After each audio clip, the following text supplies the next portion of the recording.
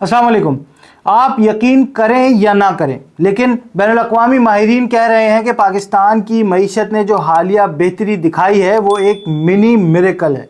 जी हाँ, एक ऐसा मुल्क जो 2 साल पहले तक दिवालिया होने के दहाने पर समझा जा रहा था, आज आलमी मालियाती तज्ज़ियाकार इसे एक सरमायाकारी का नया मरकज़ करार दे रहे हैं। अमरीकी फाइनेंशियल जर्नल बैरन्स ने अपनी ताज़ा रिपोर्ट में पाकिस्तान की मईशत की बहाली को अ मिनी मिरेकल यानी एक छोटा सा मौजज़ा कहा है। रिपोर्ट के ऑथर और मशहूर फाइनेंशियल जर्नलिस्ट क्रैग मेलो लिखते हैं कि पाकिस्तान अब इन सरमायाकारों के लिए नदामत का बाइस बन सकता है जिन्होंने वक्त पर इसकी तरफ तवज्जो नहीं दी।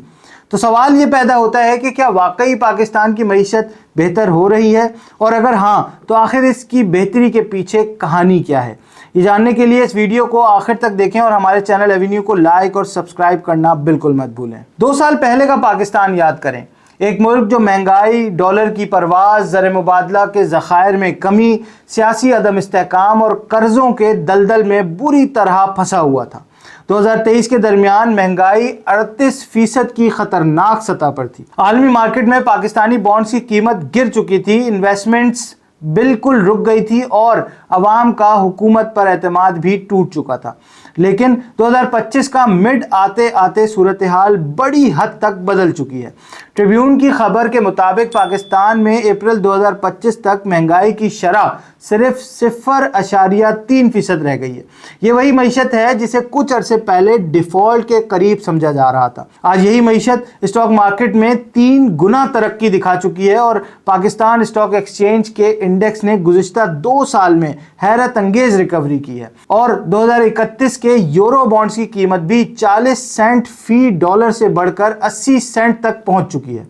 ये तरक्की महज आदाद शुमार का कमाल नहीं, बल्कि इसके पीछे कई हुकूमती फैसले, बैनुल-अक़वामी मुआहदे और इकोनॉमिक पॉलिसीज शामिल हैं। सबसे पहले IMF के बेल आउट प्रोग्राम ने एक फौरी रिलीफ दिया है पाकिस्तान को, जिसके तहत पाकिस्तान ने सख्त फैसले किए, बजट खसारा कम किया, करेंसी को मार्केट बेस्ड रखा और सब्सिडी पर नज़रसानी की। इन फैसलों ने बैनुल-अक़वामी सरमायाकारों का एतमाद बहाल किया, जो किसी भी मईशत के लिए बुनियादी एलिमेंट होता है।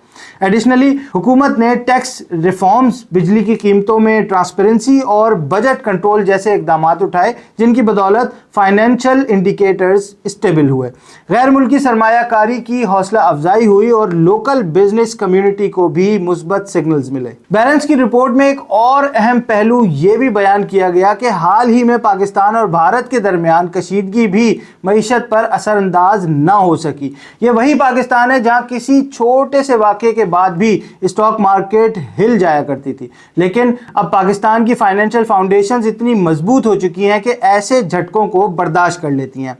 लेकिन पिक्चर अभी मुकम्मल तौर पर क्लियर भी नहीं है।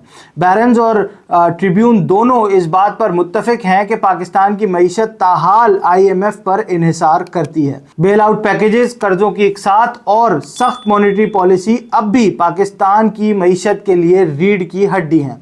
इसका मतलब यह है कि अगर आलमी मार्केट या IMF की पॉलिसी बदलती है तो पाकिस्तान दोबारा मुश्किल हालात में जा सकता है।